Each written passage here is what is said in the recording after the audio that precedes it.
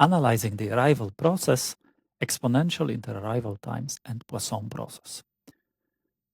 Once we establish that our arrival process is stationary, i.e. there is no seasonality, we would also like to know the distribution of the random arrivals or the distribution of interarrival times. Here I'm going to discuss the exponential distribution of interarrival times. This is a common distribution used for interarrival times, which is defined as follows. If interarrival time is IA, probability that this interarrival time is smaller than or equal to t is defined by this formula, which has the exponential function, and it depends on A, where A is the mean or average interarrival time.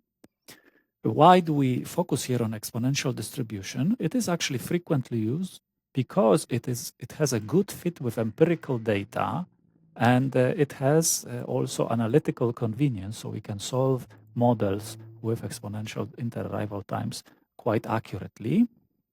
An important property of exponential distribution is that its standard deviation is also equal to its mean, mu, i.e. mu equals sigma. So for exponential distribution, coefficient of variation is always 1.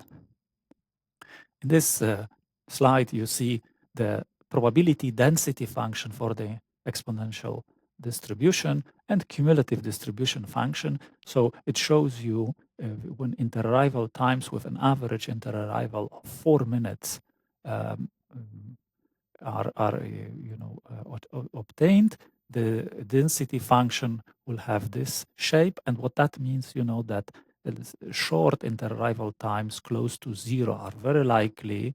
The larger the interarrival time, the less likely it is, but it might still occur. So basically, you might have, second customer will arrive 1 minute after the first, maybe 5 minutes will often occur, but every now and then you'll have 10 or 15 minutes very rarely between arrivals of customers, and this is where the queue might be decreased, or even you might have an idle time occurring.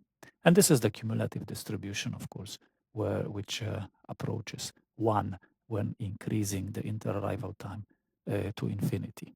If you want to calculate values of this function in Excel, you can use this function expon distribution. I think it is only in the most recent versions of Excel, it is only available. And you give it the x, the actual interarrival time. Here you provide the average interarrival as inverse. So this is actually the arrival rate. And then you specify true or false or 1 or 0 to indicate whether you want a cumulative distribution or density function. Related to the interarrival exponential interarrival times is a Poisson distribution. We say that if an arrival process has exponential interarrival time, then the arrival process is called a Poisson arrival process. And in this case, the process, the arrivals per unit of time have Poisson distribution. So to understand what's happening here, we can either look at time between arrivals, right? So this is minutes per customer or minutes between consecutive customers, minutes per customer. That's interarrival times. Or we can look at arrival rate, and Poisson distribution is for arrivals. So we say number of customers arriving per hour or per day or per minute or whatever time unit. So this is an inverse unit. Poisson distribution is interesting because, again, it is just an equivalence. So whenever you have interarrival times exponential, you will always have arrivals Poisson. And it is also proven that a stationary process, so without seasonality, that has arrivals independent from each other, random independent arrivals, it will always be a Poisson process.